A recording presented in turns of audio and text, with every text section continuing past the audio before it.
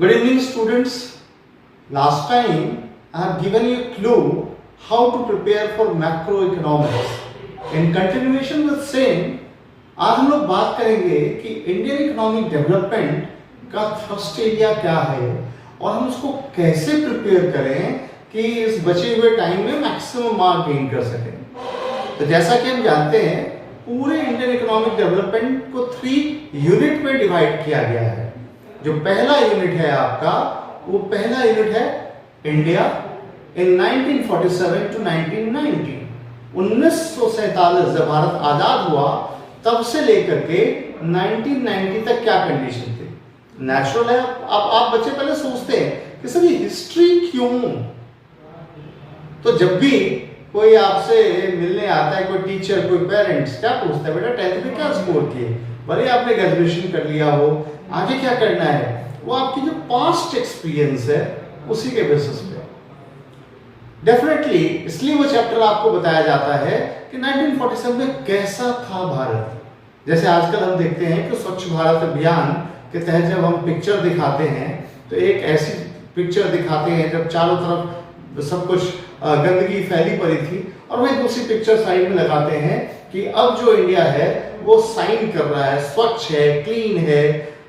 तो उसी तरीके से 1947 में क्या थी कंडीशन भारत की और 1990 तक क्या थी, अब क्या है, इन सब चीजों के बेसिस पे जिसे आप एनालाइज कर सके कि भारत कहाँ था, क्या बदलाव चाहिए, क्या बदलाव हुआ, वो एक यूनिट है। And that unit is of 12 marks. 12 number का है वो यूनिट, जिसमें 2 क्वेश्चन 4-4 नंबर के हैं और 4 क्वेश्चन ऑब्जेक्टिव टाइप है। तो बेसिकली यस, ये जो हिस्ट्री है ये उतनी क्रिटिकल एनालिसिस के क्वेश्चन नहीं है इसमें, ये मेमोराइजिंग पार्ट है, लर्निंग पार्ट है।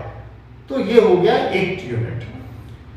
जो लास्ट यूनिट है, मैं सेकंड बार में डिस्कस करूंगा, जो लास्ट यूनिट है वो है इंडिया, चाइना एंड पाकिस्तान।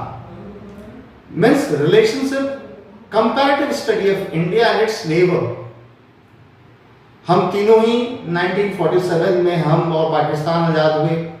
1949 1 अक्टूबर को रिपब्लिक ऑफ चाइना एस्टैब्लिश हुआ। तो ये चलता रहा। अब उसमें जो आपका ये 6 नंबर का यूनिट है, last unit, 2 question objective type होंगे, यही कि उनकी पॉलिसी क्या है, सब मेमोराइजिंग है।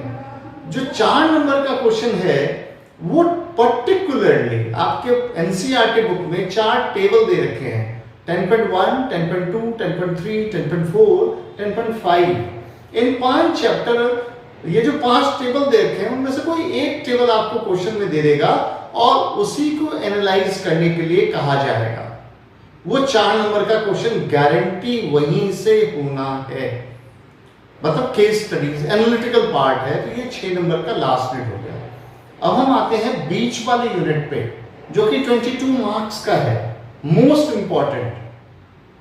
और यहां पे आपका टेस्ट किया जाएगा कि आप इंडिया को एज एन इकोनॉमी, इंडिया की जो चैलेंज है, टॉपिक का नाम ही है challenges in front of Indian economy, उसको कैसे आप समझते हैं। And that is of 22 marks, 22 number का है। और इस पर्टिकुलर टॉपिक में क्वेश्चन का पैटर्न कुछ ऐसे है, 4 question 1 marker objective, 2 question 3 number वाले होंगे और 2 क्वेश्चन 6 मार्कर होंगे। मतलब 6 मार्कर जो टॉपिक है इस इंडियन इकोनॉमिक डेवलपमेंट से, इसी यूनिट से होगा। इस यूनिट के अंदर में 6 चैप्टर है। उसमें भी अभी गवर्नमेंट की जो सबसे बड़ी फोकस है वो sustainable development and infrastructure, and poverty is a big concern for the country. 6 number का क्वेश्चन 99% इन्हीं 3 टॉपिक से बनता है, बनेगा। वैसे ऑल टॉपिक, बट तीनों ही पूरी 6 यूनिट एक तरह से कोरिलेटेड है। अगर इन 3 चैप्टर फर्स्ट एरिया को भी आप डिस्कस करते हैं तो समझिए रिमेनिंग चैप्टर्स आपके डिस्कस हो गए। तो that is a clue. Further आप डीप में किसी बच्चे को अभी भी प्रॉब्लम है, लास्ट मिनट कोई कैप्सूल कोर्स, क्रैश कोर्स आप सबको दिक्कत है, टेस्ट सीरीज मेरा देना चाहते हैं, एग्जाम देना चाहते हैं, आप सब मेरे कोचिंग को ज्वाइन कर सकते हैं। नंबर स्क्रॉल पे शेयर है। Thank you.